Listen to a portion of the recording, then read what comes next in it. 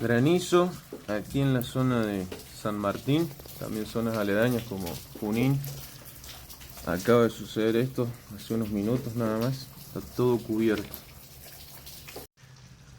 Miren lo que es la calle, está cubierta de granizo. Esto sin duda va a afectar a la producción aquí de la zona.